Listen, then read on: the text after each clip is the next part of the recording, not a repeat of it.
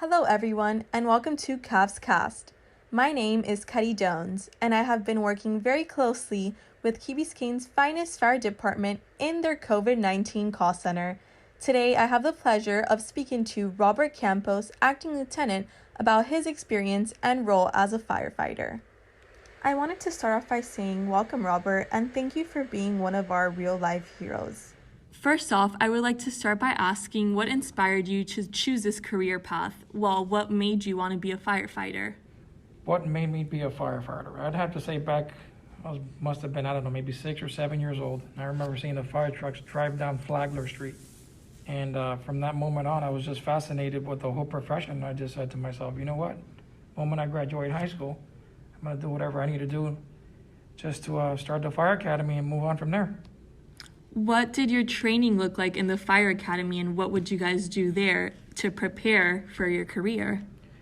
In order to prepare for your career, number one, you have to be physically fit. You have to be in very good shape. You have to have a very strong mental status. Another good aspect or trait that you should be somewhat of a people person. The academy, they train you from going into a burning building to high-angle rescuing somebody from a fifth story, down to taking a little kitty cat out of a sewer. I mean, it's a variety of things, from dive rescue to hazardous materials calls. Well, yeah, like you mentioned, and like we all know, that firefighters face many different obstacles, physically and mentally. And how does your job ever get in the way of you living a normal life back home? It does, especially times like this. When you have a scare or two, especially with the whole COVID-19, and you always wonder, do you have it? Do you not have it? Have you been exposed in one of your calls? And can you possibly drag that and take it into your own home and affecting your wife and children? Well, yeah, with this worldwide spread of the COVID-19 that you just mentioned, what is the role of a firefighter throughout this time? So our role is pretty much safety, looking after each other, looking after the community, ensuring that everyone is doing what they're supposed to in order to minimize the spread of the disease. Due to the not having a vaccination at this time, it's very imperative that we continue to be the role models that we are and enforce and be positive towards the general public, but at the same time, as I said, enforce that social distancing is one of those important things, and ensure everyone's safety. And how does your typical day look like at the fire station with COVID-19 and without COVID-19? That's an interesting question. So I will start with COVID-19. Due to the recent, I would say maybe month and a half, almost 2 months now, now we get into the parking lot. We get screened in, check our temperature, ask a series of questions. We have to go and basically have our own self-decontamination. Go in, you wash your hands, you dip your shoes in a solution. In other words, if you out and about, you don't drag it into the fire station. You sanitize your hands after you're done washing your hands.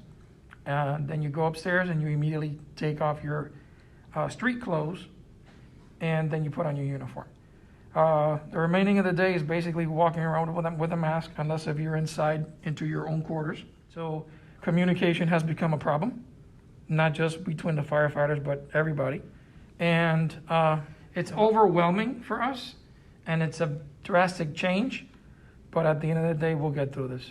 For your second question, a typical day would be you come here, you all hang out as one big happy family at the dinner table, drink coffee, you laugh, you watch the news.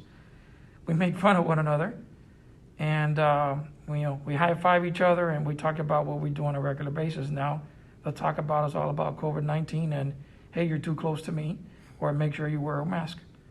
So it's a drastic difference of our old ways to the new way for the time being. And with this difference going on, how do you and your department, how have you guys prepared for something like this? Preparing for that, it's very difficult to say how anyone could have possibly prepared for something like this. Firefighters, we are problem solvers, and you give us a problem, we'll figure it out some way or another. And it's been a very drastic, from decontamination in the station every day, 2 and 3 times a day, to, it's been just an overwhelming change for us. What are some of the highlighted changes that you've seen throughout the fire station with this pandemic hitting? Well, we're much more sanitary now than we were before. I'll tell you that. Frequent hand washing. Not that we were doing that before, so you could multiply that times 3 now, maybe even 4. Ensuring that, when we come back from a call, we decontaminate ourselves no matter what the call is. So basically, we are enclosed in our own little bubble.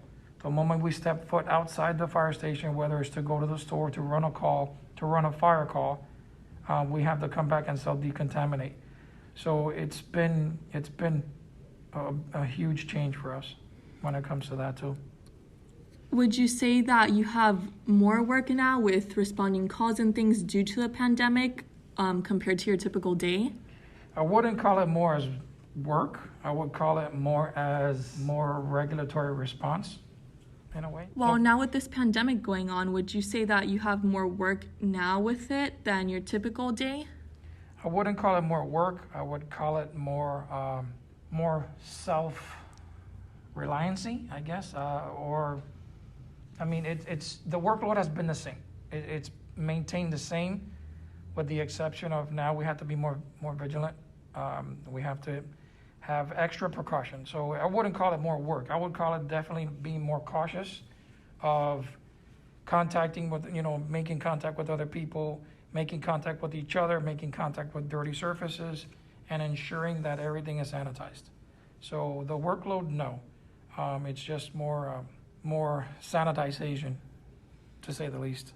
And aside from the negative things that we have been facing, what are some positive things that you think this has brought to your department or for the public in general?